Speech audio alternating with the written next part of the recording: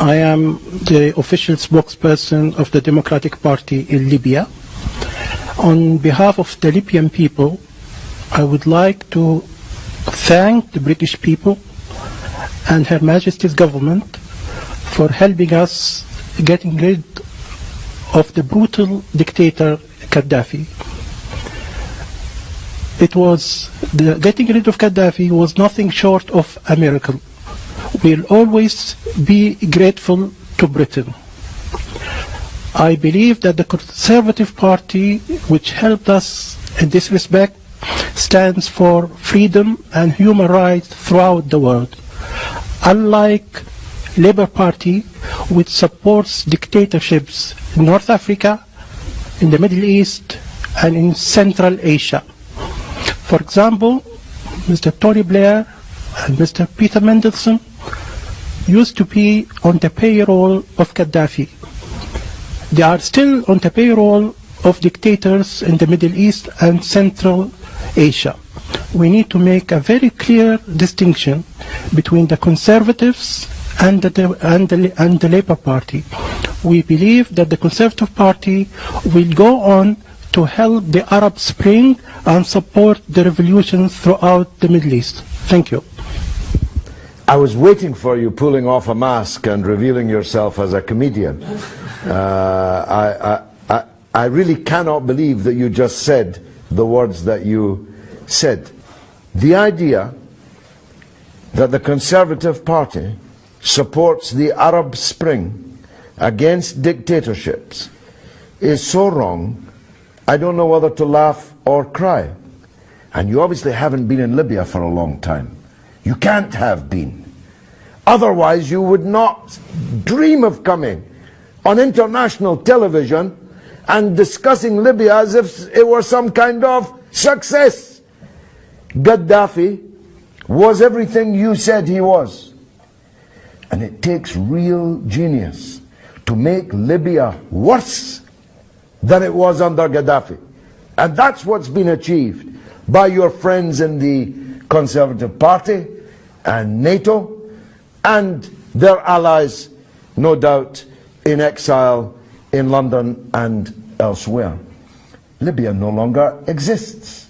Libya is 5 Libyas, 10 Libyas, 20 Libyas, 100 Libyas, all massacring each other.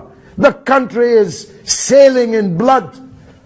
Hundreds of thousands of refugees are jumping on boats to try and escape and drowning in the Mediterranean. Your country was bombed day and night by NATO. And now Sirte, which was bombed by the Americans when Gaddafi was in, is a self-declared part of the ISIS caliphate. Some success story.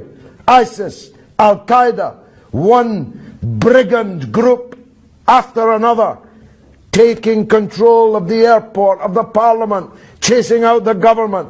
How many prime ministers have you got? How many foreign ministers? It's an absolute catastrophe, Libya. And you come here in your nice suit, safe here in London, and hail it all as some kind of triumph, and you have the gall to salute the Conservative Party. Well, if the Conservative Party do to Britain what they did to Libya, then God help us. God help us, because they destroyed your country, which no longer exists. And you, presumably on some kind of payroll, come here and take your hat off to it. Be gone. Who's next? May I respond to that? Yes, please? you can. I am on the payroll of nobody, unlike you, who used to be on the payroll of Saddam. No, I've never been on Saddam's payroll, and I don't believe you're not on a payroll. You look very prosperous. How do you earn your living?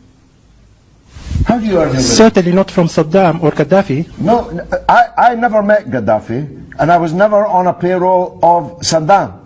And by the way, those who claimed that I was had to pay me millions of pounds in damages. So be very careful what you say. Do sue me then. You are on a payroll. How are you earning your living? Who's paying you? The British Social Security. Well, you're doing very well on British Social Security. That's truly remarkable.